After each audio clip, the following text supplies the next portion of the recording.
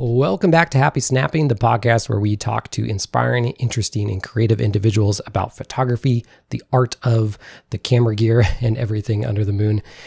I'm your host, James Warner. Thank you for being here. It has been a long time, and I apologize for the absence. I really have no good excuses. Life just throws you lemons, as you very well know, I'm sure. Hopefully your life is going well.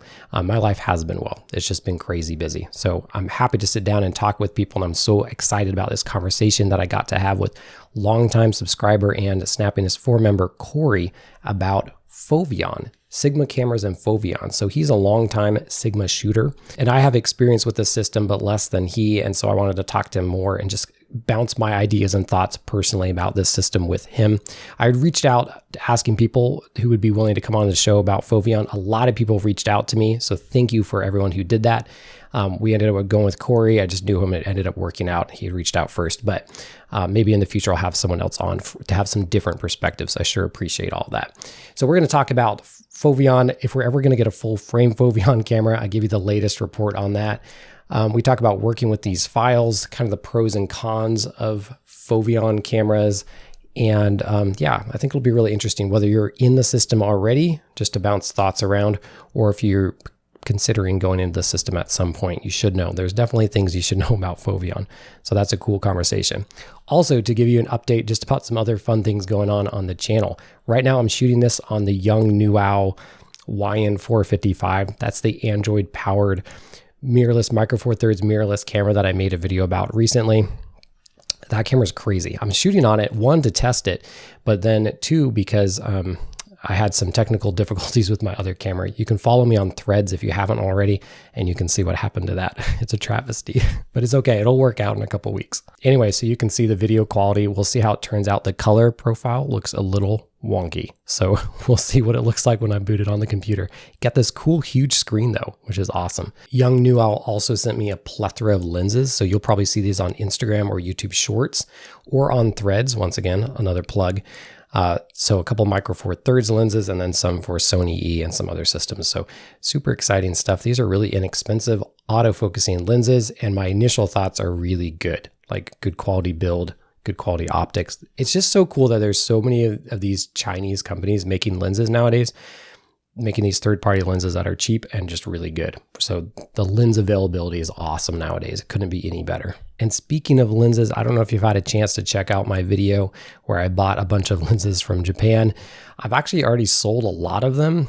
So all the Minolta lenses are gone and a couple of the other vintage lenses, but I've held on to a bunch of the vintage lenses because I personally want to shoot them. I've been shooting a lot with this Pentax. This is the Takumar 200mm f3.5 lens. And it's awesome. It's super good. So that's been a ton of fun. I'll share some pictures on Threads, and maybe I'll make a video about it too at some point. And then last but not least, just an update. We are going to see a video. People saw this teased in the Yongnuo video. We are going to see a video on this Hasselblad camera. Really excited about that one. Once again, delayed because of camera misfortunes. That hopefully will be resolved shortly. Anyway, lots of cool and exciting things happening over here. Thank you again for reaching out and talking to me. I just love hearing from all of you, and it's just such a fun community. Thanks for checking out this episode, and I'll bring it now to our conversation with Corey about Foveon and Sigma cameras. Welcome to the show, Corey. Thanks so much for coming on. Hey, thanks for having me on. It's nice to finally talk to you, James. Yeah. Big fan of the show. Thank you. Yeah, thanks for putting that plug in there. Yeah. Yeah, Corey's been a member of our forum. So I have a forum, for those who don't know, that I put together a few years ago, and it just trucks along with some really good, really cool people that are into all sorts of different avenues of photography. So we have some diehard Pentax people in there. We have some Foveon, we have film, and everything in between. So Corey's been on there for a long time. Did you watch a YouTube video first? Is that how we... Yeah, that's how I got... I wish I could remember the first video, but I watched. It may have actually been one of the Foveon videos, okay. That I watched on your channel. So I owned a SD 14, I think was the first Foveon camera I ever owned. So that's a DSLR from who knows when, like 2006 or something. It's pretty old. I think it's right. Yeah, so that was the first one I owned. And then I owned an SD10, which I actually liked better. It's an older version, but it's just like captured the old DSLR like feel so well. It was just so awesome. Anyway, so that's probably the video you're referring to. It's funny I because think it was the SD14 is the one the first watch. Yeah. It's funny because people will say that they'll be like, "Oh, I remember when you did this video," and it's like so old, and I'm so embarrassed. Like some of them I'm unlisted because I'm like, man, I'm so embarrassed about that. That's funny. But I'm sure I'll be embarrassed about my current stuff too at some point. But that's just how. That's part of the process. That's part of the YouTube process. Yeah. Corey, do you want to tell us about kind of how you got into photography in the first place, and then particularly how you got into Foveon? Because there's not a ton of people into Foveon, so I think that's unique. Yeah. So I kind of got into photography by accident. I bought like a Fuji X-T3 and I didn't know anything about cameras at the time. I just kind of wanted a camera that could do 4K 60 because I wanted to make YouTube videos. Nice. About I was really into like machine learning and stuff at the time. I thought I was going to make like video card reviews for machine learning. And so I'm like, I just want a camera.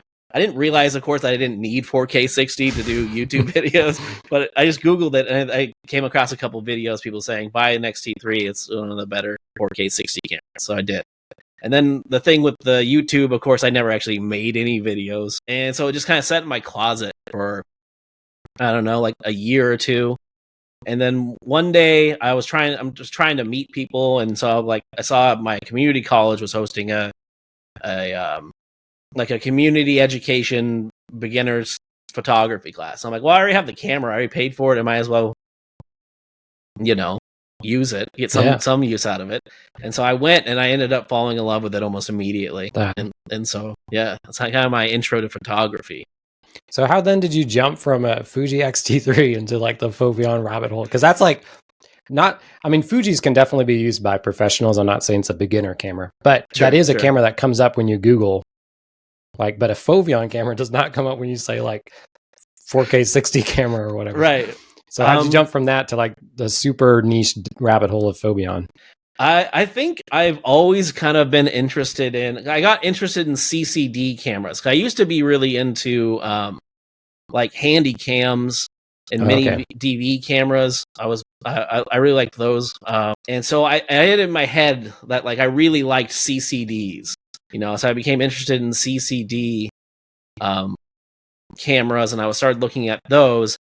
And I think that has always led me to be interested in alternative sensor technology and the effect that those have on image character. So so maybe I found your channel that way. It's very hazy and hard to remember, but one of the first videos I watched of yours was the Foveon video. I'm like, I've never even heard of this. And then that I think sort of replaced my CCD cravings for alternative character. Sure. I think at one point I had bought a Nikon D200. I think that's one of the CCD ones, and I used it for a while, but ultimately, I eventually just kept grabbing the Foveon. The Foveon camera I bought was an SD1. I don't think I mentioned. Yeah. The first Foveon camera I had was an SD1. Is there a part of you that also likes it just because it's so different? Nobody. A little bit, yeah. I think that's definitely part of it. It's unique tech. I think part of it is satisfying to me is the lack of CFA. The color filter array. Mm-hmm. There's something about that lack of I don't know, that technical purity. I guess it really, I don't know. I think it's cool. But yeah, it is hard to describe, and it's obviously hotly debated on the internet. So you'll have people who are like, "This is pointless; it doesn't do anything," to people who are argue it to death on a technical level, and then I don't know where you totally fit. From seeing your photography, I think you're kind of in the middle. Your technical knowledge when you explain it is really good, but then you also just produce really good work, which I think is always the better argument when.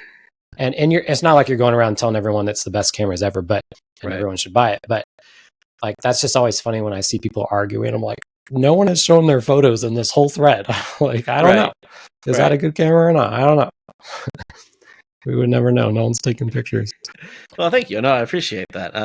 But I feel like that's part of it. I feel like the way a camera is to be super vague, is affects how you use it. Like I don't know how that I think that makes sense, but like how a character looks, how the camera looks, the character of the camera, how it makes you feel, that affects your output. Yeah. So, and so that's part of the appeal of Foveons to me was I liked the character. It felt cool to use. Just knowing how the technology works, I thought was cool, and that inspired me to get out and use them. So yeah, that's super cool. Yeah, like the actual output of the Foveon files, like how would you describe that compared to your normal Bayer sensor cameras? Some people listening will already have a Foveon, sure. but a lot of people listening aren't. Maybe some on the fence and some just mildly curious. But in your kind of things you've noticed, what are some ways you describe the differences?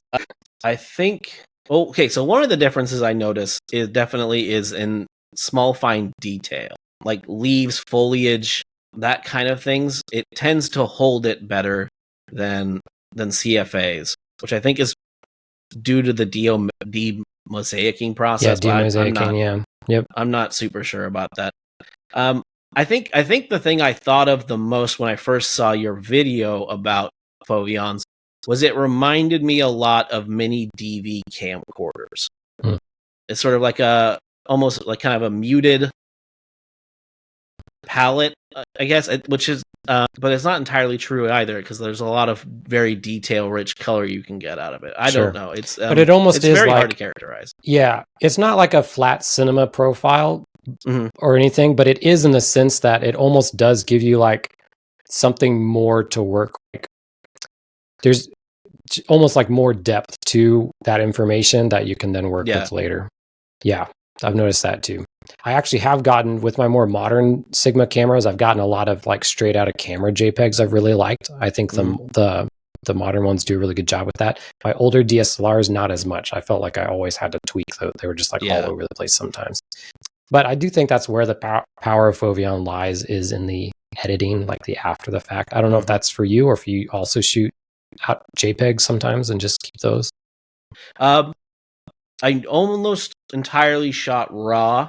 A couple, I did discover though that you could extract the JPEGs and bypass a bunch of the from the RAW files in Sigma Photo Pro, and it would skip a bunch of the denoising process. So I don't know if you've ever seen some of those like noisier photos I post, like the intentionally noisy ones.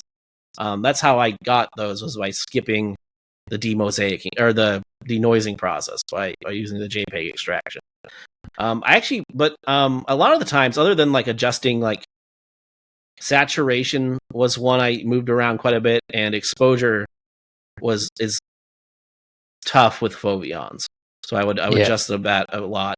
I didn't really mess with them that much. I found they just came out looking kind of like I wanted them to. That's really cool. Yeah. It's interesting. Sigma Photo Pro, let's talk about that next, because that was one of the topics I wanted to talk about. So yeah, Sigma Photo Pro is the proprietary software Sigma makes for their RAW files. If you own an older DSLR by Sigma, their RAW files actually will open in Lightroom. But so like my SD14, SD10, they would open in Lightroom. But the newer cameras, they do not. So you have to use Sigma Photo Pro, which actually, to give it the benefit of the doubt, is a pretty powerful piece of software. I'm going to say my opinion, and I'll let you say yours. So maybe they're different, but I do find it clunky to use. It actually crashes all the time for me, and then super slow when it doesn't crash. And then just for whatever reason, like I cannot figure out how to make the colors look the way I want. I edit colors a lot in Lightroom, but maybe that's not a problem for you because you're just getting the colors you want. Like just work on getting them better out of the camera. So there's been this debate. I'll hear what you think about Sigma Photo Pro, but then there's also been this debate about some of the cameras, I guess, not all of them, I don't know, but my SD Quattro is one of them, can actually shoot RAW, but just it takes a hit in the data. So the X3F files will be higher bitrate and more data, or you can shoot RAW at a lower bitrate, but that means you can open it in any editor you want. And boy, did that open a can of worms, and people are hotly debating that too. So tell me what you think about Sigma Photo Pro and about RAW files, and we can talk about that for a second. Sure. grew to like Sigma Photo Pro. Or I guess more accurately, I grew to not dislike it. It became fine. Yeah. I wouldn't use it if I had a choice, but I found that actually the experience of Sigma Photo Pro was different depending on, because I've also had, in addition to the SD1, the SD Quattro and the SD Quattro H. Okay. And I found that editing the Quattros in Sigma Photo Pro seemed to work better. I'm not sure why. Like the result or the process was better. Just the process. It felt like a smoother, like more responsive to my edits. Interesting. I'm not sure what was. I'm not sure if there's anything actually going on there, if it's just in my head. But yeah, I definitely felt like I struggled a lot with the SD1 and using Sigma Photo Pro. But once I actually started shooting on the Quattros, I liked it. I came to not mind it at all. It did everything I kind of wanted it to do. And have you ever shot TIFF, or does the SD1 allow you to shoot 12-bit RAW at all? No, it doesn't allow you to shoot DNGs. It just shoots either RAW or JPEG. Gotcha. So yeah, I always shot X3F on both of the. I've heard that it really doesn't matter. Like that, do you actually know what it is? It 12 versus 14? That's what I've heard. So the DNGs are 12-bit RAWs and the X3Fs are 14-bit. Yeah. And the argument goes, and this was just so funny because it just like when I started getting comments about it on my last video. So I do have right now I have the Quattro H. I actually have also owned the DP3 Quattro. So like the 75mm equivalent one with the lens attached. That was an awesome camera. Really, I just sold it because I have too many cameras. So I got to like figure out where I'm at with everything. Yeah. So this is my Sigma camera right now, is the SD Quattro H. So I have not, in my last video, I talked about this and how Sigma Photo Pro is kind of hard to work with. And some people were commenting and said, oh, actually with a firmware update, you can shoot 12-bit RAW. And so some people say like, oh, totally worth it. Like use your own editor, you get the files you want. And like you just said, the hit is really just like negligible. Like you would not be able to tell the difference. But boy, there's some people totally on the other side that are like, look, like Sigma Photo Pro or go home. Like, why did you buy a Foveon camera? Like that's half the experience is you got to use this software to get the most out of the camera. And I get that argument because like, if you are paying for that sensor, you kind of do want like, and you're going through all the inconveniences of Foveon, which maybe we can talk about that later too. Sure. Then you might as well like go all the way. It does feel weird to like pop back a little bit, but so I haven't shot RAW on it yet, but I think I will just to drown out the noise of everyone else and figure out where I stand on the issue and what I want to do. But yeah. I never shot DNGs because there always is this thing in the back of my head with it, like, oh, you're losing data. You're not getting the maximum performance out of it. Right. And I'm not sure if it matters or not. It probably realistically doesn't change that much, but I do think that like, I just kind of want the most out of it. I don't want to sacrifice those bits, and so I just put up with the X3 FS, which I decided like at the end I didn't mind at all. I'd almost canceled my Capture One subscription since I barely use it anymore. So yeah, because you're doing everything through all your. Do you own any other? I can't remember. I thought you do own some other camera other than just this. I do. Right? Actually, this kind of video is serving as my retrospective. I just sold the last of my Foveon cameras. Okay. Yeah, I'm moving on, but no, I own a Pentax K1. I just recently got that. Awesome. And a couple film cameras, a Pentax 645, Pentax LX, and a MZS. So I've been really getting into film, which is part of it. It is cool. That is like a whole other like. So you're kind of like me too. You kind of chase different interests, and it goes back to what we were saying. It was probably before the recording went on, but we were talking about how so much of a camera is like what it makes you feel and you using it, and then that actually reflects your work. So regardless of like, is this better than this, or is this like, doesn't really matter as much as like, what are you connecting with, what's like inspiring you and what's driving your work. Absolutely. Kind of where you want to. Yeah, 100%. I kind of feel like part of the reason I liked Foveon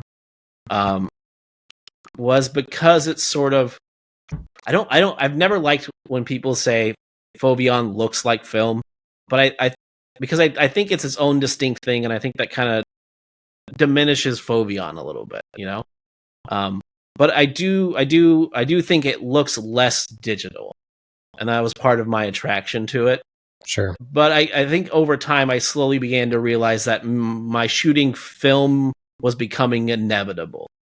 And so I think that's also part of the reason I got rid of my cameras, is because, like with the CCD thing with Nikon, I just find that wanting that sort of aesthetic, I just reach for my film cameras now. Yeah, and no sense having too many cameras just sitting on the shelf doing nothing. No. Yeah, exactly. Yeah. Okay, I was going to follow up with a question, and now I'm forgetting what it was, but we were talking about the files and the inconveniences of Foveon. So okay. Foveon does have some inconveniences. Probably at this point, anybody listening to this knows at least some of that, because you just hear about it.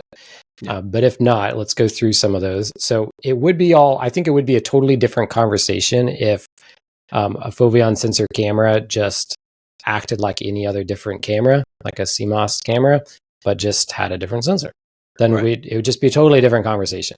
But instead, there are some limitations to the cameras. So let's talk about those. What were some of the biggest ones that come to your mind, like as far as that actually affected you in your work? So let me look through my notes.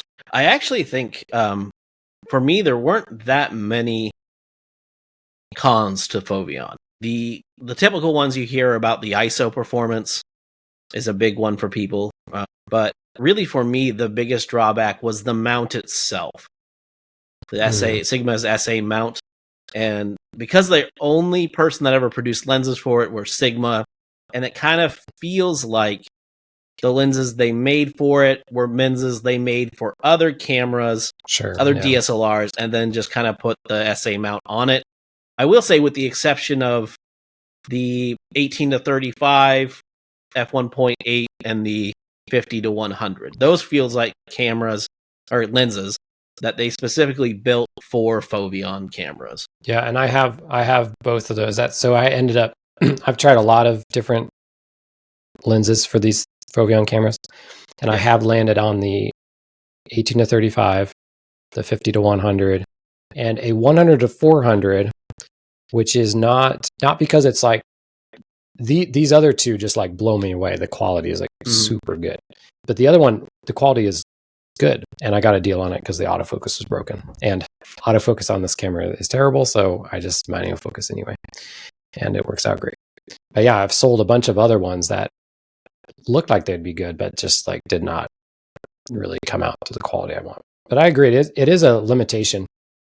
It is interesting. Well, let's talk about limitations first, and then we'll dive into the future full frame Foveon, because I did some research. I don't know if you have, but I'll spill out my research about what the latest and greatest on that camera is. But yeah, I think the ISO limitation does come up a lot. So that's like a physical limitation of the sensor and just how it, I can't remember if it like just generates a lot of heat as it goes up or whatever. But anyway, it's just a limitation. But you shoot a lot of night photography, or at least you did with your Foveon sensors. So were those at higher ISO levels, or are they just longer exposures, or what was your experience with that? A lot of the night photography I did on Foveons was longer exposures. So those are also on the mostly on the Quattros, because I found that getting it right, the metering on the SD1 is just not good enough for night shooting, and that it would take forever to get basically just trial and error trying to get the exposure right. Gotcha. But yeah, mostly I would shot them on the Quattros at pretty low ISOs, if not base ISO, and just let the exposure be as long as it needed to. Okay, so that is how you got around that. Yeah, but I did shoot a lot of the cameras at high ISO on purpose, because I for one really like the noise on Foveon cameras. I think that's actually one of the strengths of the system, and one of the reasons I held on to it for as long as I did, because it looks, I don't know, cool. It looks cool to me. It provides like this cool degraded aesthetic that just, I don't know, resonates with me. So yeah, well, you're very brave because you think, because I make videos about cameras, that I probably should just shoot it, but I've been so afraid because everyone just says. So there's been a couple times I've gone over, and I've just been like, So it'd be cool to do that, to purposely shoot over and just see if I can make anything I like out of that. yeah, I think I when I discovered it, I was just I wanted to go out and shoot at night, and then it got dark. And I'm like, well, let's see what 6400 looks like. And, Yeah, might as well. I just did. Yeah, nice. Yeah. So, take some risks. I actually think the Quattros do the noise reduction done by Sigma Photo Pro. Actually, I think makes the Quattros look fine up to like 2000 ISO. So I have some portraits I did at night with the Quattro at like 2000, 2500, and they don't look noticeably bad to me anyway. Do you for those higher ISO ones, are you putting it in black and white, or do you find the colors still good? I usually leave them in color because I like the effect. There's like some banding, some like green and magenta banding. I think it's cool. Yeah, and like it kind of, I don't know, it kind of, when you go up to higher ISOs, you do lose a lot of saturation, so it kind of becomes not grayscale, but very muted. And I don't know. So I always left them in color for the most part, unless I thought, I never switched them to black and white unless I thought the image wanted it, rather than as a way to sort of hide the noise. Yeah, sure. Yeah. That is always the classic, like, classic, like, oh, I shot this at 12,800 black and white, or like missing focus. That's another time things go in black and white. Just go black and white. Yeah, or it's just a bad shot. Black and white fixes a lot of problems. It's crazy. Just looks classy and artsy instead of just like bad. So, because you own the SD1, so that was their, if you can correct me if I'm wrong, but that was their highest level DSLR they ever made. I'm pretty sure. Yeah. Yeah. It was like the Merrill. Was that the one? Yeah. There was two. I guess there's two technically different models. It's the SD1 and the SD1 Merrill. Oh, what's the difference? You know, I think it's literally just price, because they released the SD1 for like $10,000 or whatever crazy number it was. Like, okay. And then everyone realized it was way too much money, and so they released the Merrill, and it came down to whatever that was at the time. That's actually funny you say that, because I think I do remember reading that somewhere. Yeah. They just like, we don't want to like admit we priced it wrong, so just re-release it with a different badge. So another con that I found about the Foveon cameras is autofocus. I found that my SD1's autofocus was basically not functional at all.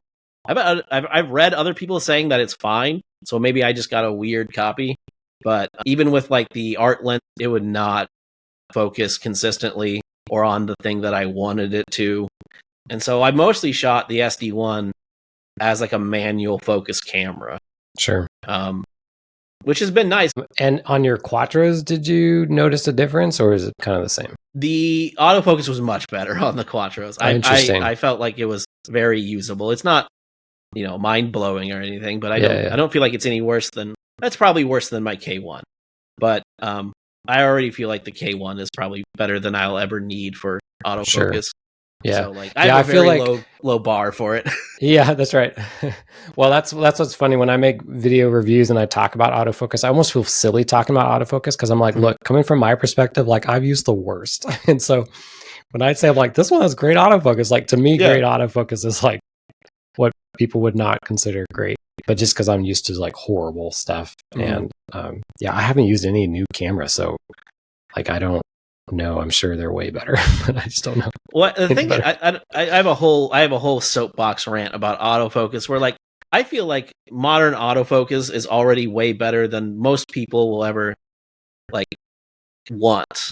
Yeah. And so now like reviews are getting into like this really like they're purposely creating difficult autofocus situations to make technical comparisons between the two, which makes total sense for reviews, right? This camera is faster or better or whatever. Right. But in terms of like realistic photography, unless you're doing like sports and wildlife and stuff, it's already so far beyond what average people really can use that it doesn't 100%. Kind of matter anymore, 100%.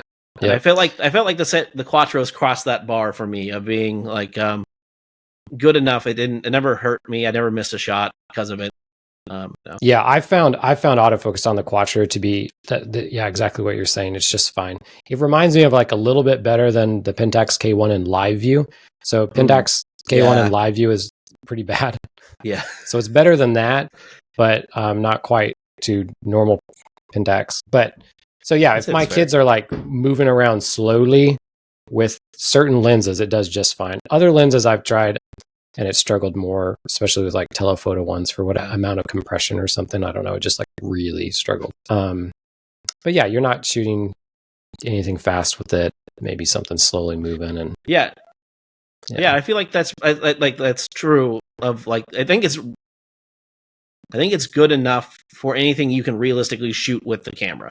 Yeah, right. Because I don't know if we talked. I think this was on the forum. We talked about this about how there's a lot of like wildlife lenses for the Quattro, and it's very difficult to use as a wildlife camera or a sports camera. So it's kind of like a I don't know. I feel like the autofocus is good enough to shoot landscapes or portraits or whatever you're realistically going to be using it for. Right, totally.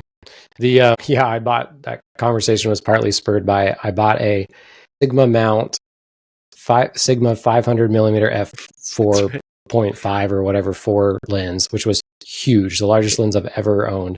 And the only reason I bought it is because it was so cheap. Somebody sold it to me for like $300 or $400. I can't remember. Wow. It was like nothing. I was like, well, I can't not say no to a 500 millimeter f4 lens. Like, no. Yeah. And it was just horrible. Like I couldn't, it wasn't even like a bird would be sitting there just patiently. I'm like, hang on, bird, I'm coming for you. And it just could not, like the bird is not moving. And it's like, I was like, okay, I'm getting rid of this.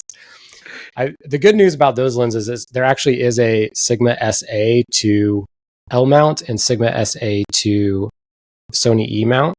So hopefully one person will adapt it to their Sony and get some use out of it. But man, have you used any of those adapters? No, I haven't. So I just now own a Sony E mount camera. This is very neat. I saw the video for this. Yeah. So there's my Sony. There, I finally bought a Sony. Everyone. It's such a crazy camera. Yeah. So for those, if people are listening to the podcast without video, this is the Sony QX1. It doesn't have a screen or anything. So I knew when I was getting a Sony E-mount camera that it had to be something just ridiculous. Yeah. So that's what I have. So I haven't, but I could. So, and I think that'd be cool because I like this Sigma glass. So it'd be cool to see how it works on. So, and they do, I guess they natively make this Sigma glass for Sony too. But if you just wanted to use your glass over there. I briefly, when I had an A7R III briefly.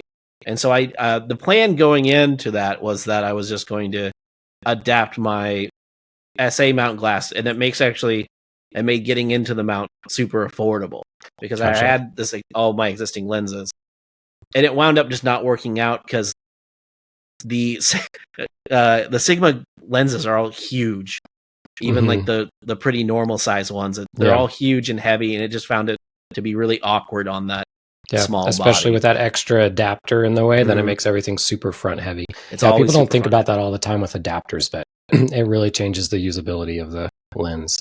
Yeah, definitely.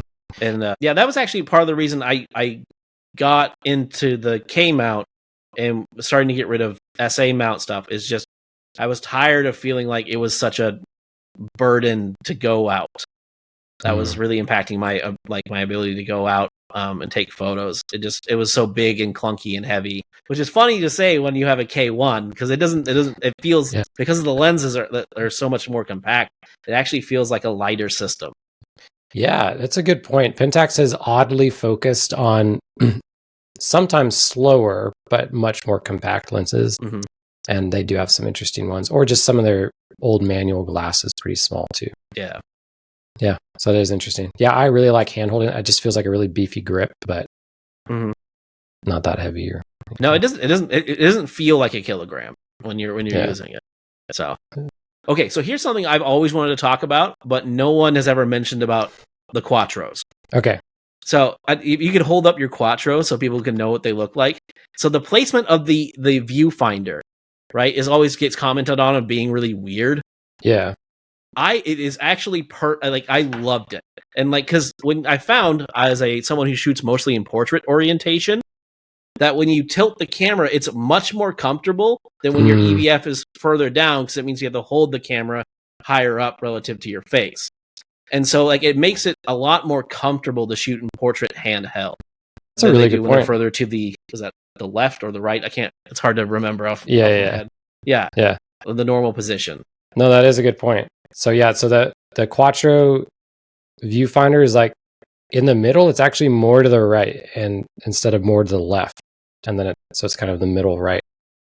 Yeah. You know what's kind of funny and embarrassing is like I knew the profile of the body looked weird, like from pictures and everything. I actually never really paid attention to the viewfinder placement. I bought it, started using it. Once again, still wasn't really paying attention to that until somebody commented on something. They're like, that's weird. And then I looked at it, I was like, that is weird.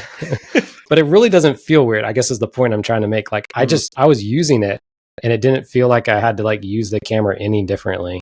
It just felt like a natural position for holding it. It's actually a pretty ergonomic camera. The one funny thing about the Quattros, since we're on them right now anyway, is so these are when they switched to now a mirrorless camera instead of the SD1, which was a DSLR. But because they stuck with the SA mount for this camera, this box is still here. The one advantage, and I don't know if you ever shot any infrared, but the one advantage is that because of that, they still have the super easy to remove hot mirror filter right in there, which glows pink. So that's the one advantage. But the disadvantage is, like we were talking about earlier, with like adapters and stuff, it feels like you're using an adapter all the time. So your lens sticks out like a good 2 inches in front of the camera and just makes it front heavy all the time. It is interesting when they talked about the new full frame Foveon that is supposed to come out. So back in 2018 or 2018 at Photokina, they create the L-Mount Alliance. And as part of the L-Mount Alliance, they announce a full frame Foveon camera with an L-Mount. They don't like announce it like it's coming right now. They just say they're working on, I think the word I looked up in the article was like they promise a full frame Foveon and L-Mount. So I didn't realize that before I looked up that original quote that they actually did say it's going to be L-Mount. Yeah, this is the first time I ever heard that as well. Yeah. So that was back in 2018. Then a year later, there's an official publication on Sigma's website that says, hey, Foveon fans, sorry this has taken a long time. We're still committed to doing this. And that's been the story ever since. So about every year, we hear from someone, we're still trying. It's just taking a while. So the last quote I got was from April 2024, or around then. EP Review and Petapixel both got to talk to the CEO of Sigma, who has said a couple of interesting things. At this point, he said there's a lot of technical difficulties making a full frame Foveon sensor. He didn't go into a lot of detail, but there's just a lot of technical difficulties. The last quote I got was, it's going to be a few more years. But once again, that they're committed to make it happen. And the other interesting thing he said was that he didn't seem bothered by the lack of sales. So he had some quote in there saying like, even if this camera doesn't, not even if, he's like, he knows that this is a niche community and it just wouldn't be a massively successful camera. Even with that, it's still important to him to do that, to make the camera. So I don't know how much to read into that, how much that is just like CEO talk to get people's like hopes up versus like what will actually ever be a reality. But I just thought that was interesting because like I just really doubt that that's ever made them any money. I'm sure their main business is the lenses. And so it's interesting that they're willing to invest so much research into this project and like keep going down it when even if it eventually comes out, it probably won't ever make back the money maybe it will, but yeah, it doesn't seem likely. That's something I like about Sigma. It almost seems like their business structure really is set up around selling lenses, and Foveon is just like a cool side project. Yeah. Like the CEO or something. Like he just likes it for what it is. Yeah. And I don't know, their commitment to innovative camera design. The Foveons, I'm actually filming this on an FP right now. Yeah, nice. And the FP is a cool camera. Yeah. Well, yeah, I support them in that totally. It is cool to be like somebody doing something totally different and then to just have this like innovation and passion behind cameras and making cool tech. I think we are reaching a point in camera technology and sensor technology where Foveon or Foveon-like technology becomes almost inevitable. I recently found out that Panasonic, I think, developed something very similar to a Foveon camera. It's called like an organic sensor or something like that. But like, I feel like we're running out of room for camera manufacturers to continue to improve cameras. So that makes sense. Like the image quality has kind of hit a wall in terms of like, it seems like everyone agrees that like 40 megapixels is about the most that makes sense. And so I feel like in order to continue to push image quality in digital cameras, you kind of have to get rid of color filter arrays and move to something like Foveon. Sure. So I don't know. I don't actually have any inside information. I kind of feel like maybe that's Sigma's bet in continuing to make the full frame Foveon no matter what, is that they're going to have to go somewhere, because it kind of feels like autofocus is the thing they've been working on, and that's kind of running out of room to continue to grow. That and like 8K video. Yeah. Like, okay, now let's do 12K. Like, right. Like at what point? Oh, my hard drive can't take it. And so I think kind of CFAs or CFA-less cameras are the future. Yeah. Interesting take. Yeah, because I've heard some arguments that Foveon was its own company. You probably know this already, but for people who don't, so it was its own company in like the 90s, and then Sigma bought it. And we're not the only people to use it. So there is one Polaroid camera, Digicam, that has a Foveon sensor, and it's very hard to find.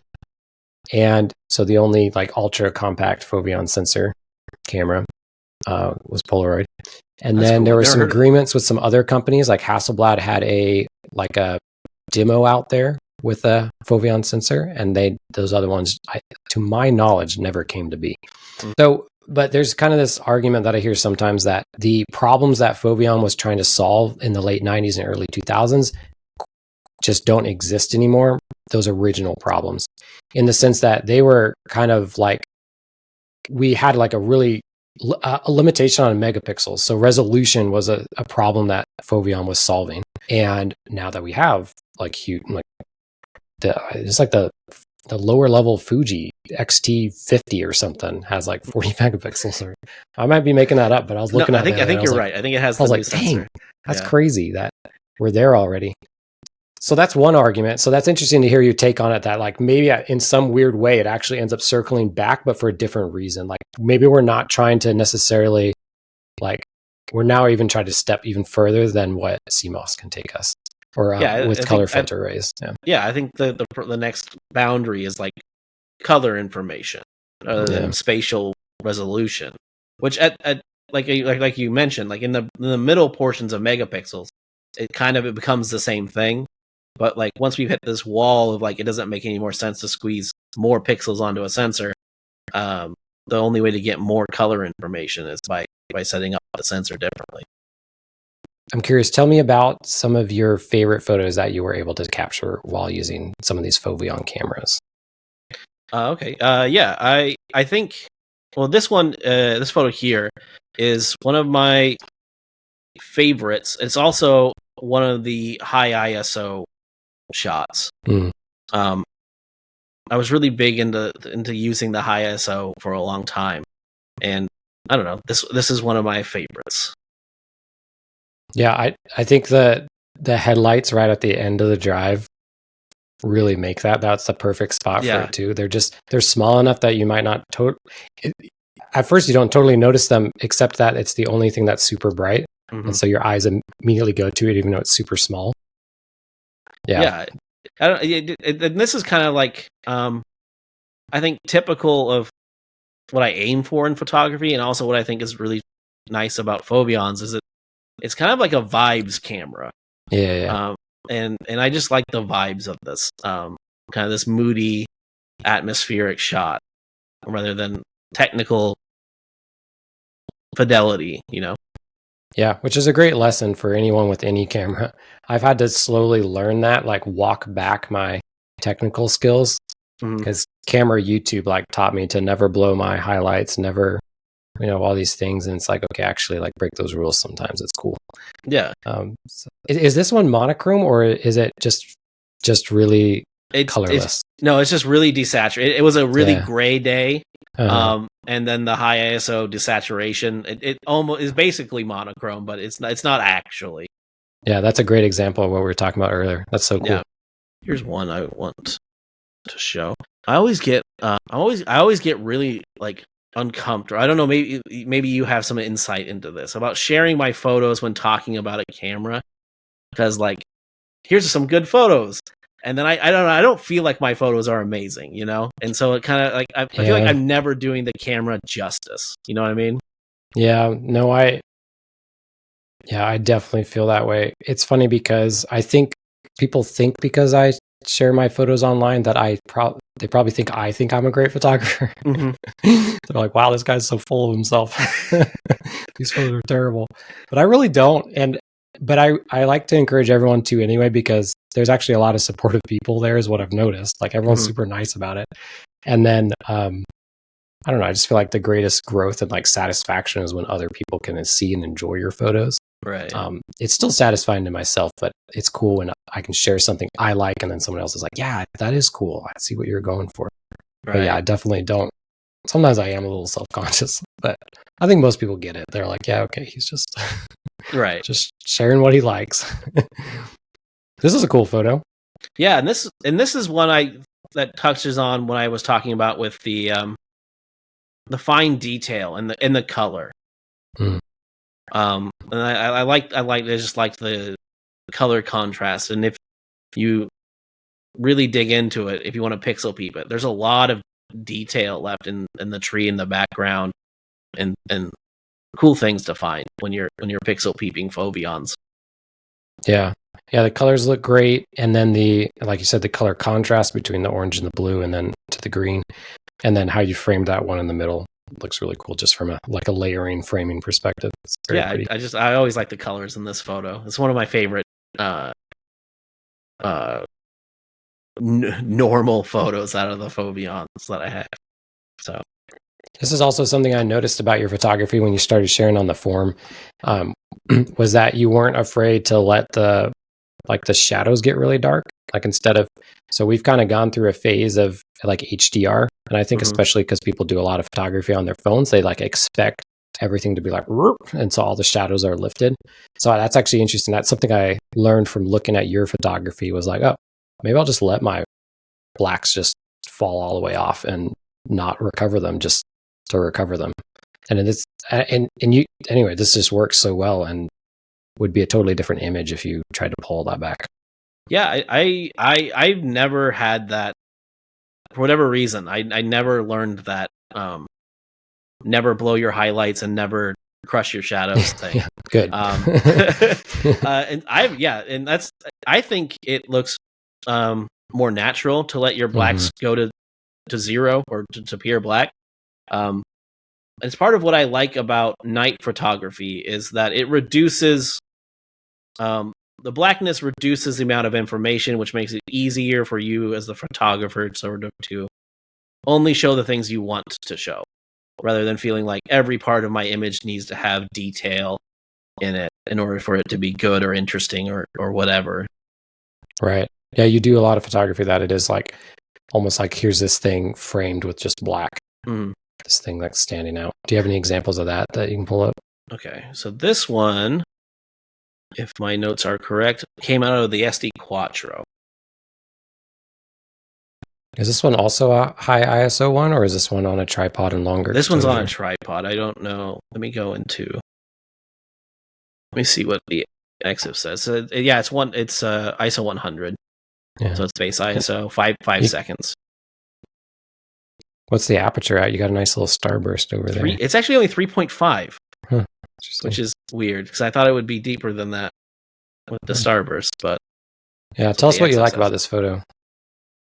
So this is something I like about nighttime foveon photography as compared to the stuff I did on my Sony. Is it looks a lot more natural to me. I don't know if you have ever You know what I'm talking about. But I do know what you're talking about. Yeah. This looks like nighttime as opposed to it just being complete black, which is what I feel like I get on a lot of other cameras. Sure. So either you get complete black. Yeah, you're right. Because actually our eyes naturally, our rods and cones and etc., when we activate more nighttime vision, we lose saturation in our eyes. So that's what the feeling I'm getting with this as well is, once again, a very desaturated photo, which is really interesting, which is obviously not how a camera works. So normally, like, a camera is going to capture the same amount of color information at night than in the day, or with lack of light. And then, yeah, I think cameras will either be super dark, or they sometimes will go the opposite direction and make nighttime look like day. Like, even if you're trying to, so it can be hard because obviously you can control the exposure manually. So that's what you're trying to do. But yeah, there's almost like something in there that's making it try to force it to look like, oh, you wanted this all the way. Like, no, I wanted just to look like a dark place because that's what it looked like to me. Yeah. And I feel like Foveons, for some reason, are able just to get really natural looking night shots. Yeah. I like it a lot. Yeah, it's really cool. It's very different than the photography I do, and I really like it. Thank you. Awesome. Well, thanks for sharing those photos, Corey, and for talking about Foveon and sharing all your thoughts. Appreciate you coming on and taking the time to talk with us. Oh, thank you for having me, James. Make sure everyone to stop by the forum. It's a great place. So. Oh yeah, go plug the forum. Yeah, you gotta plug the forum.